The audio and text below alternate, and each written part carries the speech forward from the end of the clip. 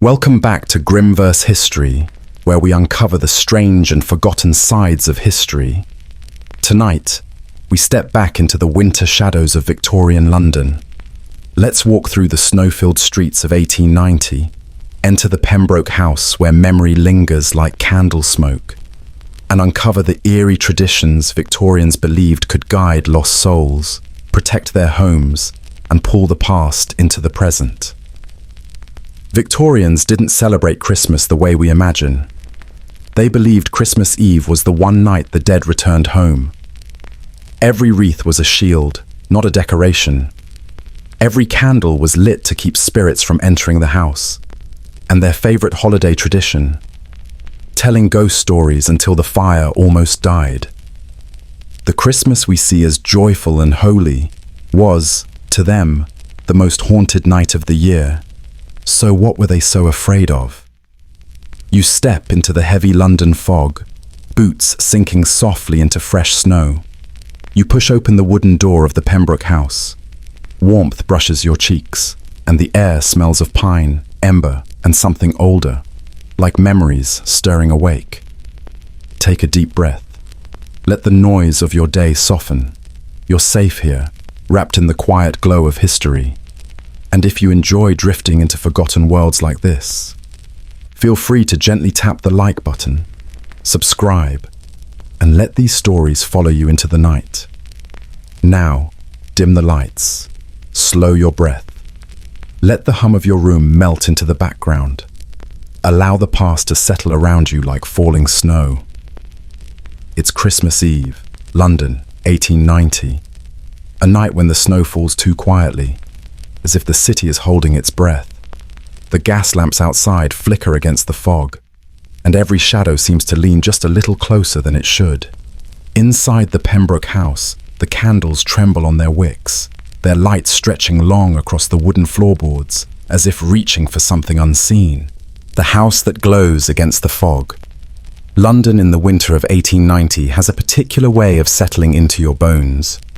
Not violently, just stubbornly, and on a street where most houses keep their lights dim to conserve coal. The Pembroke home stands out. It glows. Not extravagantly. Just enough to make you pause. Just enough to make you wonder who inside is trying so hard to remember something. Edward Pembroke believes light should never be wasted on fear. He says it with the calm confidence of a man who has never once met a ghost he didn't politely ignore. So, every Christmas Eve, he fills his home with candles. Big ones, small ones, and the unreliable ones that burn sideways for no apparent reason. From the street, the house looks warm, comfortable, like a place that prefers company, even if the company arrives uninvited, especially if it arrives uninvited. Inside, the family moves without hurry. Margaret adjusts the holly on the mantel. Edward stirs the fire even though it doesn't need stirring. And the children sit too close to the warmth, pretending they're not waiting for something unusual to happen. Children always sense these things. Adults just negotiate with them. You stand near the doorway, watching the room take shape. It's simple. Wooden beams, framed photographs, soft rugs that have seen better winters. There's a quiet rhythm to it. A family preparing for Christmas Eve the way families always do. Half tradition, half instinct. And yet, there is something else. Something in the air that doesn't match the domestic calm. A shift too small to call eerie, too persistent to ignore. Edward insists on leaving the front door cracked open. Just a sliver, he says. For wanderers. He never specifies what kind. This is London, after all. Wanderers come in many forms. Some breathe, some don't. A soft gust slips through the opening. The candle nearest the hall flickers. Margaret notices but doesn't comment. She has seen this before. She has lived long enough to understand that Christmas Eve in their home attracts visitors who prefer silence to introductions. The children glance at the doorway, not frightened, merely curious. Curiosity is safer than fear. Most of the time, the fire gives a small pop. a harmless sound. But in a room holding its breath, even harmless sounds carry weight. You shift your stance. The floorboard creaks. It echoes more than expected. Perhaps the house is listening. Old houses often do. Edward lights another candle. The flame steadies quickly, as if eager to join the others. The circle of light grows, not dramatically, just enough to make space. And then it happens. A shadow crosses the edge of the doorway, slow, uncertain, almost shy. You look up. Something or someone lingers on the threshold. The room doesn't tense, it simply accepts. Because in the Pembroke home, memories tend to arrive before explanations. And tonight, one has just stepped inside. The guests who don't quite belong. The first guest arrives without ceremony, not through the door, just into the awareness of the room, the way a memory steps forward when you're not ready for it. Edward notices before anyone else. He always does. His eyes flick toward the hall, not startled, just acknowledging something, a shape, a feeling, a presence that doesn't bother pretending it's human. Margaret continues arranging the candles. She doesn't turn around. This is her form of diplomacy. If you don't react, neither will they. You watch the children from the corner of your eye. They sit straighter, not frightened, only curious in that calm, unnerving way children have when they sense something adults are too polite to mention. Another visitor appears. This one uses the door, which is considerate. A man with snow on his shoulders, breath misting in the air. He nods at Edward as if greeting an old friend. But Edward doesn't seem to know him. London, however, is full of strangers who act like they belong. Some of them simply belong to a different century. You shift your weight, and the floorboard under you creaks. A couple of shadowy shapes pause at the sound. They turn, just slightly, as though remembering what it felt like to have ears. The living and the not quite living gather near the fire. There's no seating chart here, just a quiet agreement that warmth is communal property, and everyone seems to obey it, regardless of pulse. One visitor, a lean woman in a faded shawl, moves closer. She passes by you with a draft of cold that touches your sleeve. Not a breeze, a temperature, a difference, as if winter walked past in human shape. You watch her settle near the fire. She stretches her hands toward the flames. They don't warm, but she seems content anyway. Maybe remembering warmth is enough. Another guest stands near the threshold, holding a small wooden toy. The paint is peeling, the edges softened by time. He clutches it like a promise he forgot how to fulfill. His eyes stay fixed on the fire, as though waiting for recognition that never comes. You feel something strange. Not fear, not pity, just an odd connection. A recognition that people don't always arrive whole. Some arrive hoping the pieces will find them again. Edward clears his throat, softly. It's his way of saying, make yourselves comfortable, without actually saying it. The room adjusts. Figures shift. Breath, cold or warm, settles. For a moment, everyone coexists in a quiet truce. Living memories, remembered lives, and you, standing between them, unsure which side of the line you're supposed to occupy. A log in the fireplace snaps, sharp, sudden. Half the room turns toward the sound. The other half doesn't react at all. That tells you everything you need to know. And still, more guests arrive. Because on Christmas Eve in the Pembroke home, the door is open. And London has a long list of unfinished stories. Some of them just prefer to travel after dark. The carol that pulls the past back in. It starts with a single note. Soft, thin, almost too gentle to belong to a room filled with so many different kinds of breathing. A child, no more than 8, hums near the fireplace. He isn't performing. He isn't trying to impress anyone. He simply follows the tune the way a leaf follows a current, instinctively. quietly, like the melody has been waiting for him. You watch his lips move. The notes drift upward, brushing the rafters. It's an old carol, older than the child, older than anyone here wants to admit. Margaret pauses mid-task. Her fingers hover above a candle wick. She doesn't turn, but her shoulders soften as though a familiar hand has touched them. Edward stands still. He looks toward the window, toward the fog pressing against the panes, as though he expects the night to answer back. Victorian men rarely show emotion, but they always listen. The room grows quiet. The living hush themselves. The not quite living hush automatically. One of the few advantages of not needing lungs. The child continues. The tune wavers, then steadies. It finds its shape. A forgotten hymn, stitched together from memory and instinct. Something about guiding light. Something about travelers finding home. You don't know the words, but the melody tugs at something deep and old inside you, like a drawer you haven't opened in years.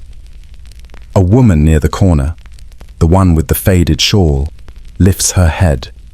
Her eyes brighten, just slightly. Recognition flickers through her like a match catching flame. You get the feeling she knew this song once, long before shawls went out of fashion and before she went out of circulation. Another guest joins in, a man with a tired posture and no visible breath.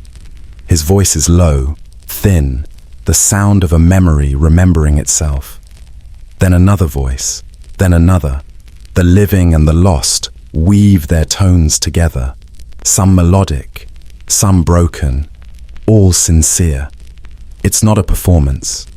It's a returning. The past stepping through a door, the melody left open. You close your eyes for a moment. The sound is soft around you, like warm fabric pulled over your shoulders.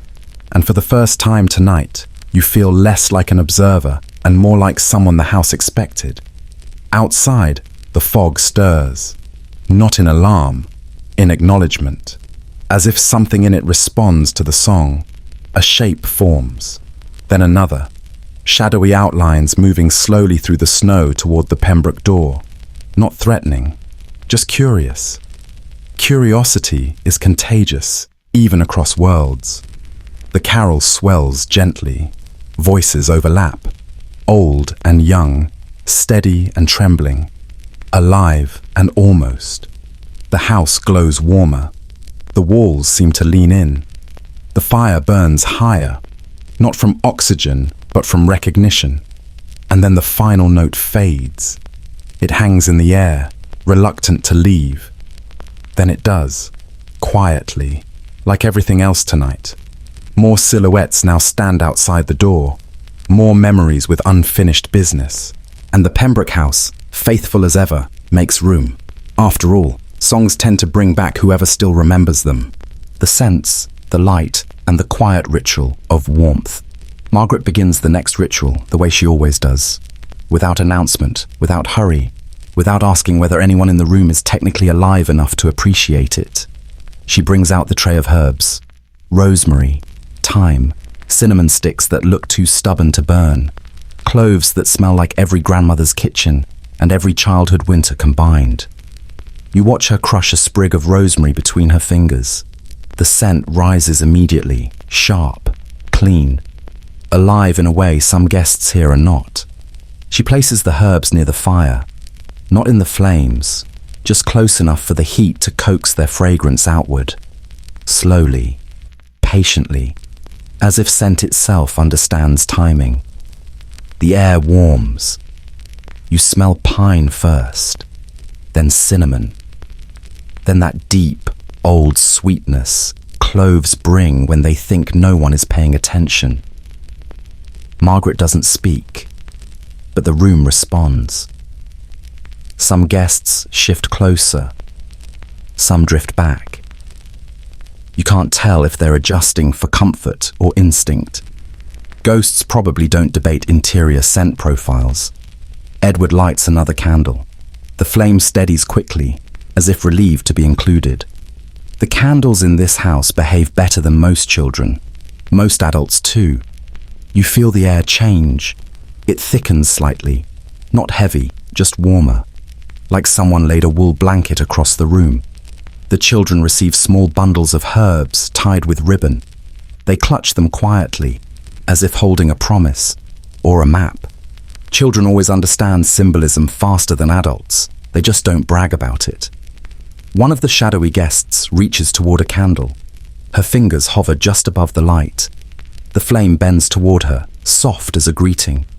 You feel the small prick of cold against your arm, like winter brushing past you politely. Then Margaret lifts a small wooden box. Inside are gifts, nothing extravagant. Handkerchiefs, carved birds, tiny bundles of lavender tied with thread. Objects that look simple until you imagine the memories stitched inside them. She hands them out one by one, to the living, to the almost living, to whoever reaches forward first. She doesn't discriminate. Hospitality rarely does. You receive a carved sparrow. Lightweight, smooth. A small thing, yet it feels oddly personal, as though it remembers your hands before you touched it. That's the trouble with gifts connected to memory. They tend to be overconfident. The fire crackles. The herbs release more scent. The candles steady themselves. Everything seems to coordinate without being asked. The Pembroke house has done this before, probably many times. It doesn't brag about that either. A soft knock echoes at the door.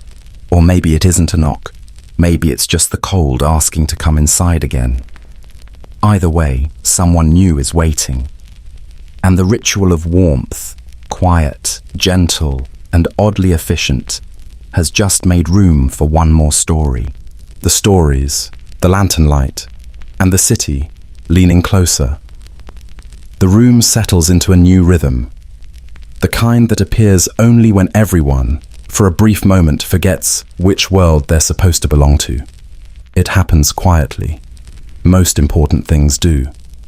Margaret reaches for a worn book resting on the side table. The cover is faded, corners softened by time and handling. It looks like the kind of book that remembers every hand that has opened it, even the ones without fingerprints. She opens it. The pages release a soft crackle, as if clearing their throat. Edward doesn't interrupt. The children stop fidgeting. Even the not quite living drift into a gentle stillness. If silence could take a seat, it would choose this room. Margaret reads. Her voice is low, steady, not dramatic. She's not performing, and the audience, to be fair, doesn't require much theatrics. Each line she speaks seems to wake something in the air. Not ghosts, not memories exactly. More like the weight of stories that haven't been told in a long time. You listen. The words feel old, stitched from winters long before this one. Each sentence glows briefly, as though it carries its own ember. Around you, guests start sharing pieces of their own past. Not aloud. Some no longer have the machinery for speech, but through small motions. A woman smoothing the edge of her shawl, a man turning a carved toy in his hands, a shadowy shape standing closer to the hearth as if remembering warmth. The room becomes a circle of small, honest gestures. Human gestures. Almost human gestures. You feel the boundaries thin, not in a frightening way, just in the way two neighboring rivers sometimes merge after heavy rain. A lantern near the door flickers.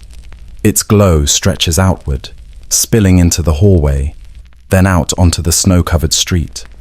The light doesn't stop there. It climbs the fog. It pushes gently against the night. And London notices. A pair of silhouettes moves at the far edge of the street. Then another. They stand just outside the reach of the lantern's warmth, as though deciding whether they're allowed to approach. Victorians had rules, but the dead rarely followed them. Another lantern brightens, then another. Soon, the Pembroke house looks like a small lighthouse on a quiet sea of fog. Not inviting, just present, which, on a night like this, is enough.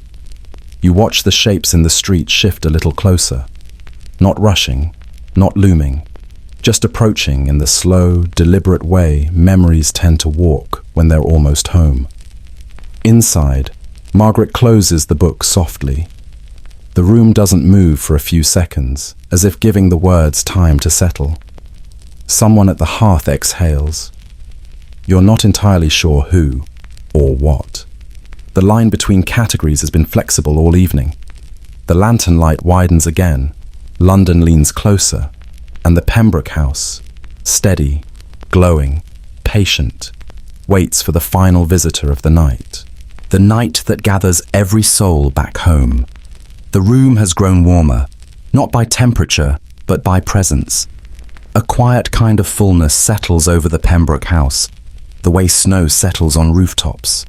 Softly, inevitably, without asking permission. Every candle burns steadily now. Not one flickers, not one wavers. As if the flames finally agree on who they're sharing the room with. The children rest against the adults. Heavy heads, slow breaths, the kind of sleep children fall into only when they feel completely safe, even if half the guests in the room technically do not qualify as people. Margaret adjusts a blanket over the youngest child. Her movements are quiet, practiced, a gesture repeated many winters, many stories, many nights like this. Edward sits beside the fire, hands clasped loosely. He doesn't speak. He doesn't need to. The room has learned to read him through silence. Near the far wall, the shadowy figures have grown less shadow and more shape. Not fully, just enough to look like memories deciding to stay a little longer. They blend into the space with a strange gentleness, like guests who know they should leave, but want one more minute near the warmth. You watch the fire. The logs collapse inward. Sparks rise, bright for a heartbeat, then gone. A small reminder that everything glowing tonight has its own quiet limit. A woman in a worn shawl hums the last note of the earlier carol. Soft, barely audible, but it sends a ripple through the room, the way a feather falling can shift the air if you're paying attention. Someone answers her. You're not sure who, or from which side of existence, but the harmony is gentle, and it fits. You feel the weight of the carved sparrow in your hand. It sits there, warm now, as if it has been holding you back. Small gifts have a habit of choosing their owners, and this one seems a little too satisfied with its decision. The lantern near the window dims, its light curling inward. Outside, the silhouettes that gathered earlier begin to fade into the fog again, not vanishing, just returning to whatever quiet place memories go when they've been acknowledged. Inside the room, the guests who don't quite belong start to soften around the edges. They step back from the fire. They move toward the walls. They become lighter, thinner, like breath cooling in winter air. They leave without footsteps, without doors opening, without farewells. Just a slow unraveling of presence, the kind that doesn't disturb the silence. Edward closes the front door at last. Only a click. But it sounds final, necessary. The kind of sound that tells the night, thank you, that's enough for today. The Pembroke home has completed its work. It has gathered the living, welcomed the wandering, and given each a place to rest. Everything grows quiet again, the kind of quiet that invites sleep. And in that soft stillness, you understand that every soul tonight, forgotten, wandering, or weary, has finally found its way back home. The night softens now. The light lowers. Your breath settles again. Somewhere in the distance, you can still hear the faint crackle of the Pembroke hearth and feel the warm glow of those candlelit rooms lingering along the edges of your mind. London's old fog drifts back into memory, quiet as folded linen, gentle as a hand smoothing the last crease of the evening. Let it fade, slowly, like a door closing without sound. You're here again, back in your own quiet room, carrying only the softness of the journey, the warmth that stayed with you, and the calm that history sometimes leaves behind when it decides to be kind. If this story kept you company tonight, feel free to leave a gentle like, share it with someone who enjoys peaceful nights, and subscribe so more whispered histories can find their way to you. No pressure, just an open invitation for the nights you want company. Rest easy now. Let the last traces of candlelight drift away. And when you're ready to sleep, let the past settle softly around you, like snow falling on an empty street. Goodbye, and we will meet again.